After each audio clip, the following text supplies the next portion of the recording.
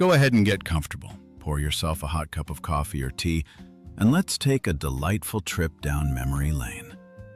Think back to the fads and crazes of your childhood. Long before the internet, before social media, and before smartphones, trends didn't travel through a screen. They traveled by word of mouth, through the schoolyards, the hallways, and the local five and dime stores. Sometimes it was a new dance, a catchy slang phrase, or a simple toy that suddenly every kid in the neighborhood simply had to have. Do you remember the sheer thrill of pulling a harmless prank on your siblings or your parents? That pure, innocent belly laugh that followed a good scare? Today, we are opening up a newspaper from 1950 to look at a hilarious teenage craze that was sweeping the nation. It wasn't high-tech, and it certainly wasn't expensive, but it caused a whole lot of shrieks and laughter. Let's see if this rings a bell for any of you.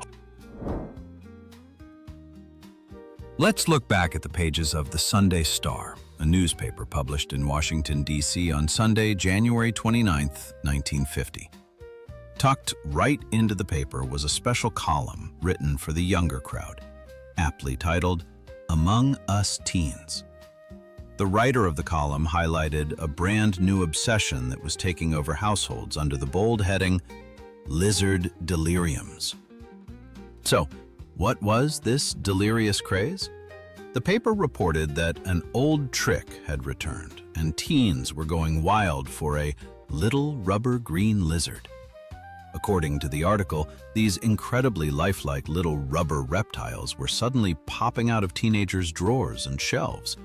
They were found climbing lamps, window ledges, beds, chairs, desks in teenage bedrooms all over the city. The columnist noted how incredibly effective this simple prank was.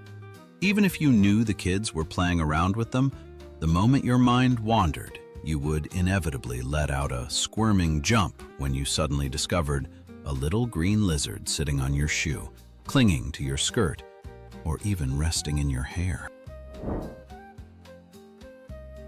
Just picture that for a moment. It's 1950. A mother is walking into her teenager's room to collect the laundry, her mind completely focused on her daily chores. She reaches for a shirt draped over a desk chair, and right there, staring back at her, is a bright green rubber lizard. You can almost hear the startled shriek, followed quickly by the sound of teenagers giggling from down the hallway. There is something so incredibly charming about a craze like this. Think about where those rubber lizards came from. You didn't order them with a click of a button to be delivered the next morning. A kid had to save up a few nickels or dimes from their allowance, walk or ride their bicycle down to the local Woolworths or the corner drugstore, and pick it out themselves. The toys back then were so delightfully simple, weren't they? We had rubber bugs, wind-up tin cars, wooden yo-yos, and Slinkies. They didn't require batteries, they didn't have screens, and they didn't connect to the internet. The only power source they required was a child's imagination and maybe a little bit of mischief. When you compare the Lizard Deliriums of 1950 to the crazes and challenges that teenagers participate in today, it really highlights how much the world has changed. Today, teenagers are constantly performing for a global audience on their phones. Trends move at lightning speed and are often driven by massive corporations or complex algorithms. But a rubber green lizard? That was physical. That was tangible. It was a shared, in-person experience. It was about connection. Even though it was a prank, it was a way for kids and families to interact, to break the ice, and to share a genuine, hearty laugh in the middle of a regular Tuesday afternoon.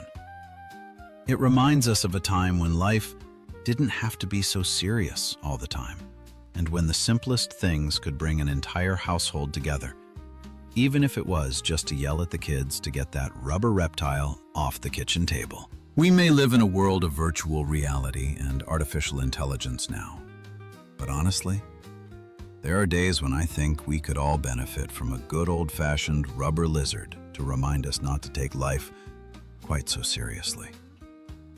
I would absolutely love to read your memories in the comments today.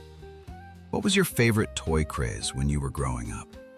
Did you ever own one of these rubber lizards or maybe a rubber spider to play tricks on your family? Let me know your best prank stories down below. If this wonderful trip back to 1950 brought a smile to your face, please make sure to hit that like button and subscribe to the channel so we can continue uncovering these beautiful, simple memories together. Until next time, take care of yourselves and maybe check your shoes before you put them on today.